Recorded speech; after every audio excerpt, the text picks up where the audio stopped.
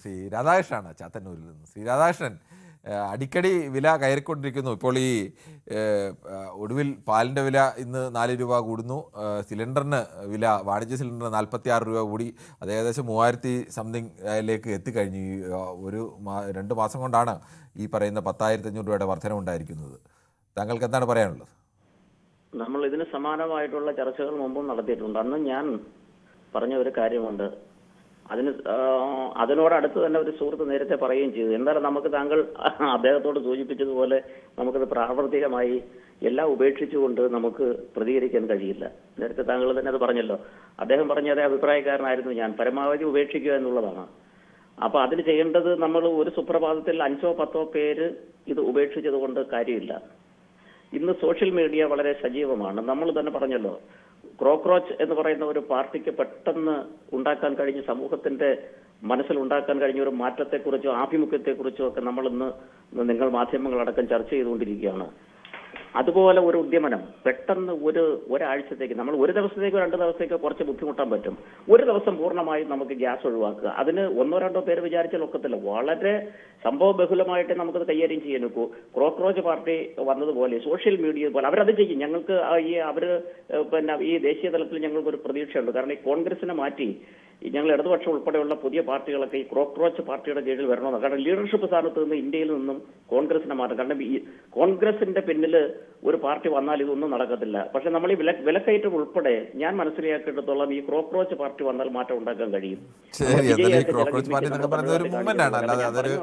രാഷ്ട്രീയ പ്രസ്ഥാനത്തിന് രൂപമൊന്നും പ്രാപിച്ചിട്ടില്ല. ഇനി താങ്കൾക്ക് അങ്ങനെ കരുതാം, ഇതൊന്നും പറയാൻ പറ്റില്ല. ലോകത്ത് വാങ്ങുവാനും പലതരത്തിലുള്ള മൂവ്മെന്റുകൾ ഉണ്ടായിട്ടുണ്ട്. അപ്പൊ നമുക്ക് ഇപ്പോൾ ഒരു ദിവസം ഗ്യാസ് ഉപേക്ഷിക്കുമ്പോൾ 5 or 10 പേരല്ല, വലിയ ഒരു സമൂഹം ഉപേക്ഷിക്കണം. ഈ എണ്ണ ചെലവാകാതിരുന്ന എന്ത് ചെയ്യും? ഗ്യാസ് ചെലവായിരുന്നവരെന്തോ ചെയ്യും? ഒന്നിച്ച് ഇവിടുത്തെ ഈ കുത്തക മുതലാളിമാരിതെല്ലാം പുഴുകി തിന്നാൻ പറ്റത്തില്ല. പക്ഷെ അതിന് വലിയ മൂവ്മെന്റ് ഉണ്ടാവണം. പൂർണ്ണമായും ബഹിഷ്കരിക്കണം. അല്ലാതെ 5 or 10 പേര് സമരം ചെയ്ത് നമ്മൾ രാഷ്ട്രീയ പാർട്ടികൾ ചെയ്യുന്ന നമുക്ക് വഴിപാട് പ്രായോഗികമാണ് എന്നുള്ളത് വലിയ വിഷയം. അതെ, പ്രായോഗികമാകട്ടെ. അതിന് മറ്റൊന്ന് ഒന്നുകൂടെ പറഞ്ഞോട്ടെ ഞാൻ. അതുപോലെ തന്നെ ഞാനത് കുറച്ച് എന്റെ ഒരു അത്യാഗ്രഹം കൊണ്ട് പറഞ്ഞു പോയത് അങ്ങനെയാണെങ്കിൽ നടക്കുമെന്നുള്ളത്. പക്ഷെ പ്രായോഗികമായിട്ട് ഞാൻ പറയാം, ഇവിടെ ഈ വില കൂടിയാൽ ഈ സംഘടിതരായിട്ടുള്ളവരെല്ലാം അവർ നഷ്ടമുണ്ടാകാതിരിക്കാൻ വ്യാപാരികൾ പൈസ കൂട്ടുന്നു. നേരത്തെ തന്നെ ഞാൻ മുമ്പ് സംസാരിച്ചിട്ടുണ്ട്. നമ്മൾ ചായക്ക് പെട്ടെന്ന് തന്നെ 2 രൂപ കൂടിയത്. ചായക്കും പിന്നെ ഈ അതിനോടൊപ്പം ഉള്ള കടിക്കുമൊക്കെ 10 രൂപയ്ക്ക് ആനുപാതികമായിട്ട് 2 രൂപ വെച്ച് കൂട്ടി. 100 രൂപയുടെ പെട്രോളിന് 75 പൈസ അല്ലെങ്കിൽ 1 രൂപ കൂട്ടുന്ന ആനുപാതികം വെച്ചല്ല ചായക്ക് 10 രൂപയ്ക്ക് ആനുപാതികമായിട്ട് പെട്ടെന്ന് 2 രൂപ 10 രൂപയുടെ, അത് എങ്ങനെയാണ് ആ ഇക്വേഷൻ നമുക്ക് മനസ്സിലാക്കുവാനായിട്ട് കഴിയുന്നത്? അപ്പൊ തോന്നുന്ന കണക്ക് അവർ കൂട്ടുകയാണ്. 10 രൂപയ്ക്ക് ചായ 11 രൂപയ്ക്ക് ചായയും കടിയാക്കാത്തത് എന്താ? അപ്പം ഇത് സംഘടിതരായിട്ടുള്ള ബിസിനസ്സുകാർക്ക് ഒരു പ്രശ്നമില്ല. അവർക്ക് പിറ്റേന്ന് അവരുടെ അസോസിയേഷന്റെ വ്യാപാരികളുടെ കമ്മിറ്റി കൂടുക, അവർക്ക് വിലക്കയറ്റം, അവർക്ക് പെട്ടെന്ന് വില കൂട്ടാം, അവർക്ക് പിടിച്ചു നിൽക്കാൻ മാർഗം. ശരി, ശ്രീ ശിവദാസനാണ് ബാലരാമപുരത്തും. ശ്രീ ശിവദാസൻ, താങ്കൾക്ക് എന്താണ് ഇപ്പോഴത്തെ ഈ വിലക്കയറ്റത്തെ കുറിച്ച് പറയാനുള്ളത്? നമസ്കാരമുണ്ട്, പറഞ്ഞോളൂ. പാലിന്റെ വിലക്കയറ്റം നമ്മൾ ആലോചിക്കുമ്പോൾ 1 ലിറ്ററിന് 4 രൂപ കൂട്ടി. ഞാൻ ഇപ്പൊ മേടിച്ചിട്ട് വന്നേ ഉള്ളൂ. 55 രൂപ, ഇപ്പൊ മേടിച്ച് 59 രൂപയാണ്. ഈ 4 രൂപയാണ് 1 ലിറ്റർ പാലിന് കൂടിയത്. ഈ കർഷകന്, ഈ പാവപ്പെട്ട കർഷകന് എത്ര രൂപ കിട്ടുമെന്ന് നമ്മൾ മനസ്സിലാക്കണം. 1 ലിറ്റർ മദ്യത്തിന് ഒറ്റയടിക്ക് 400, 150, 200 കൂട്ടുമ്പോൾ പ്രശ്നമില്ല. എണ്ണയ്ക്ക് 100, 150 കൂടിയപ്പോൾ പ്രശ്നമില്ല. എല്ലാ നിത്യവസാനം വില കൂടിയിട്ടും പ്രശ്നമില്ല. പാല് പണ്ട് എന്റെ കൊച്ചുപ്രായത്തിൽ സാറ് മനസ്സിലാക്കേണ്ടത്, നമ്മളെ ഓണം, ദീപാവലി, ഈ വാവ് സമയത്തൊക്കെ നമ്മൾ ചായ കിട്ടുന്നത്. അന്ന് വീട്ടിൽ നമ്മൾ ചായ ഇടാറില്ല. നമ്മൾ ഈ ഓണവസരത്തേക്കാണ് ചായ ഇടുന്നത്. അന്ന് എന്റെ വീട്ടിൽ 50 വീടുണ്ടെങ്കിൽ 20 വീട്ടിൽ പശുക്കളുണ്ട്. പക്ഷെ അന്ന് പാലിന് ഉപയോഗം കുറവായിരുന്നു. ഇന്ന് പാലിൽ നിന്ന് ഉത്പാദിക്കുന്ന ഒരുപാട് കാര്യങ്ങൾ, ബേക്കറി ആയാലും പല മേഖലയിലും പാലിൽ നിന്ന് ഉത്പാദിക്കുന്നുണ്ട്. പക്ഷെ ഇന്ന് 12 രൂപ ചായയായി, 10 രൂപ വട എന്നുള്ളത് 12 രൂപയായി.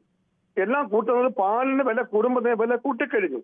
നമ്മൾ മനസ്സിലാക്കേണ്ടത്, എന്റെ മനസാക്ഷി പറയുകയാണെങ്കിൽ, എണ്ണയ്ക്ക് 300, 350 രൂപ വാങ്ങി നമ്മൾ വന്നവരാണ്. അതുപോലെ സവാള ഒറ്റയടിക്ക് 100, 150 കൂടി നമ്മൾ വാങ്ങിയവരാണ്. തക്കാളിക്ക് 30 വാങ്ങിച്ചു നമ്മൾ ഒറ്റയടിക്ക് 160 രൂപ, 200 ആയതാണ്. പക്ഷെ 4 രൂപ കൂട്ടിയെന്നും പറഞ്ഞതുകൊണ്ട് ഒരു പ്രയാസവും. അത് കർഷകന് കിട്ടാൻ വേണ്ടി 10 അല്ല 20, 30 കൂട്ടിയിരുന്നാലും അനിവാര്യം തന്നെയാണ്. അത് ആ തരത്തിൽ തന്നെ കിട്ടണേയും വേണം. പക്ഷെ പലപ്പോഴും അത് സംഭവിക്കാറില്ല എന്നുള്ള ഒരു യാഥാർത്ഥ്യം. ശ്രീ വിൻസെന്റ് ആന്റണിയാണ് കൊച്ചിയിൽ നിന്ന്. ശ്രീ വിൻസെന്റ് ആന്റണി, താങ്കൾ എന്താണ് പറയുന്നത്? സാർ, എനിക്ക് നേരത്തെ രാധാകൃഷ്ണൻ ചൂണ്ടിക്കാണിച്ച കാര്യം തന്നെ പറയാനുള്ളത്. പറഞ്ഞോളൂ. അതായത് ഇവിടെ പൊതുമേഖലയിൽ നമ്മളിപ്പോ ബസ്, ഓട്ടോ ഇതൊക്കെ ഓടുന്നുണ്ട്. പെട്രോളിന് വില കൂടി എന്ന് പറഞ്ഞവരാരും ചാർജ് കൂട്ടുന്നില്ല. ആ മിനിമം ചാർജ് തന്നെ വാങ്ങിക്കുന്ന മിനിമം ടിക്കറ്റിന്റെ ചാർജാണ്. പക്ഷെ വാണിജ്യ സിലിണ്ടറുകൾക്ക് വില കൂടി കഴിഞ്ഞപ്പോ ഹോട്ടലുകൾ ഇപ്പൊ എന്താ കാണിച്ചു വെച്ചിരിക്കുന്നത്? ചായക്ക് 10 രൂപകളെടുത്ത് ചായക്ക് 10, 12, 15 അവർക്ക് തോന്നിയ പോലെയാണ് പലയിടത്തും വാങ്ങിക്കുന്നത്. ഇതിനാരെയാണ് സാർ നിയന്ത്രിക്കുന്നത്? നിലവിൽ നമ്മുടെ രാജ്യത്ത് അങ്ങനെ ഒരാൾ അല്ല, അപ്പൊ അങ്ങനെ ഒരു നിയന്ത്രണം വേണ്ടേ? കൃത്യമായി ഓരോ ഹോട്ടലിലെ സ്റ്റാൻഡേർഡ് അനുസരിച്ച് അവിടുത്തെ വില നിശ്ചയിക്കുക നമുക്ക് വേണ്ടതാണ്. അല്ല, പണ്ട് മുൻകാലങ്ങളിൽ അത് കുറെ വർഷങ്ങൾക്ക് മുമ്പ് അങ്ങനെ ഒരു നിയമം കൂടെ ഉണ്ടായിരുന്നു. ഹോട്ടലുകൾക്ക് വില കൂട്ടാൻ പാടില്ല എന്നൊക്കെ ഞാൻ എന്റെ ഓർമ്മയിലൊക്കെ അതൊക്കെ ഉണ്ട്. പക്ഷെ ഈ അടുത്ത കാലത്തായിട്ട് തോന്നിയ പോലെ ഓരോരുത്തർ എന്താ പറയാ, അവരവർക്ക് തോന്നുന്ന പോലെ വരിയിട്ട് അവർ വില നിലവാരമാണ് കാണിക്കുന്നത്. അപ്പൊ അങ്ങനെ ഒരു ആരോഗ്യ മേഖലയിൽ തന്നെ അങ്ങനെ ഒരു നിയമം ഉണ്ടായിരുന്നല്ലേ, വില പട്ടികയൊക്കെ പ്രദർശിപ്പിക്കണമെന്നൊക്കെ ഉള്ളത്. അതൊക്കെ എവിടെ പോയി എന്നുള്ളതാണ് ഇപ്പൊ എന്റെ സംശയം. അപ്പൊ ഈ കാര്യങ്ങൾക്ക് എന്തെങ്കിലും മാധ്യമ മേഖലയിൽ നിന്നുകൊണ്ട് നിങ്ങളെപ്പോലുള്ളവർക്ക് മറ്റ് ഉയർന്ന മേഖലയിലേക്ക് ചൂണ്ടിക്കാണിക്കാൻ പോലും സാധിക്കുമോ? ഇതൊക്കെ ഇതിനൊക്കെ ഒരു നിയന്ത്രണം ഉണ്ടാക്കാനായിട്ട്. കാരണം പൊതുമേഖല മറ്റു മേഖല പോലെ തന്നെയാണ് ഈ പറഞ്ഞ ഈ ഹോട്ടലുകളും മറ്റു വ്യവസായങ്ങളൊക്കെ ജനങ്ങളെ ബാധിക്കുന്നത്. ഒരാളുടെ ദിവസച്ചെലവിൽ വളരെയധികം അത് ബാധിക്കുന്നുണ്ട്. താങ്കൾ പറഞ്ഞ വളരെ വ്യക്തമാണ്. നമുക്ക് ചില യൂട്യൂബ് വിലക്കയറ്റത്തെ രൂക്ഷമായിട്ട് ബാധിക്കുന്ന ഒരു മെയിൻ കാര്യമാണത്. പെരുമ്പാവൂരിൽ നിന്ന് താങ്കൾ ഒരു അല്പസമയം ഒന്ന് ക്ഷമിക്കുക. ഷിജു കിരിയത്ത് നമസ്കാരം പറയുന്നു. Now nobody want to do protest by carrying LPG cylinder or bullet car travelling എന്നൊക്കെ പറയും. നേരത്തെ ഈ കാളവണ്ടിയൊക്കെ വലിച്ച് പ്രതിഷേധം നടത്തിയതിനെ കുറിച്ചാണ് അദ്ദേഹം ഇപ്പോൾ പറയുന്നത്. Welcome to all. Sasidharanpillai Sunimol പറയുന്നു നമസ്കാരമൊക്കെ പറയുന്നു. ജീവിക്കാൻ വേണ്ടി ആളുകൾ മരിക്കാൻ വരെ തയ്യാറാകണമെന്ന് ശശിധരൻപിള്ള കളിയായിക്കൊണ്ട് പറഞ്ഞാണെന്ന് തോന്നുന്നു. പിന്നീട് പരസ്പരമുള്ള സംഭാഷണങ്ങളൊക്കെയാണ്. എല്ലാ സാധനങ്ങൾക്കും ഇങ്ങനെ വില കൂടിയാൽ സാധാരണക്കാരും പാവപ്പെട്ടവരും എങ്ങനെ ജീവിക്കാൻ പറ്റുന്ന അവസ്ഥയാണെന്ന് സുനിമോൾ ചൂണ്ടിക്കാണിക്കുന്നു. ഗോപാലകൃഷ്ണൻ കേശവപിള്ളൈ പറയുന്നു കൂലി also gone up to 1,500 rupees എന്ന് പറയുന്നു. ശശിധരൻപിള്ള പറയുന്നു ഒരു ന്യൂനത പറഞ്ഞാൽ അത് സമ്മതിച്ചു കൊടുക്കരുത്, മാന്യമായിരുന്നെങ്കിൽ അത് പരിഹരിക്കാമെന്ന് പറഞ്ഞാൽ ആ പ്രശ്നം തീർന്നേനെ, അതിന് കുറച്ച് സമയം വേസ്റ്റായി എന്ന് പറഞ്ഞു. ശ്രീ ശശിധരൻപിള്ള നമ്മൾ സമയം ഇടാത്തത് എന്തുകൊണ്ടാണ് എന്നതുകൂടി ഞാൻ അതിനകത്ത് പുള്ളിയോട് പറഞ്ഞിരുന്നു. നമ്മളെ സംബന്ധിച്ചിടത്തോളം യൂട്യൂബിൽ വലിയ വരിക്കാരുള്ള ഒരു ചാനലാണ്. കേരളത്തിലെ മലയാള ചാനലുകളിൽ കഴിഞ്ഞ മുൻ മാസങ്ങളിലൊക്കെ ആകെയുള്ള വ്യൂവേഴ്സിൻ്റെ എണ്ണത്തിൽ 2ാം സ്ഥാനത്ത് നിൽക്കുന്നത് ന്യൂസ് 18 കേരളത്തിൻ്റെ വ്യൂവേഴ്സാണ്. അപ്പോൾ ആ ചാനൽ നമ്മുടെ യൂട്യൂബിലൊക്കെ ആളുകൾ കാണുന്നത് എല്ലാവരും തത്സമയം കാണുന്നവരല്ല. തത്സമയം കാണുന്നതിൻ്റെ എത്രയോ ഇരട്ടി ആളുകൾ പിന്നീട് പല സമയങ്ങളിലായിട്ടാണ് കാണുന്നത്. ചിലർ 4 മണിക്ക് എന്നുള്ളത് ചിലപ്പോൾ 4:15 വരുന്നത്, ചിലർ 4:30 ചിലർ രാത്രിയിലായിരിക്കും കാണുന്നത്. അപ്പോൾ അവരുടെ ഒരു സൗകര്യത്തിന് കൂടിയാണ് നമ്മളത് ഒഴിവാക്കിയത് എന്നത് താങ്കളെ അറിയിക്കുകയാണ്. ഇനി അല്ലാതെ എന്തെങ്കിലും സംവിധാനം ഉണ്ടെങ്കിൽ അത് പരിശോധിക്കാമെന്നും അപ്പോൾ തന്നെ പറഞ്ഞിരുന്നു.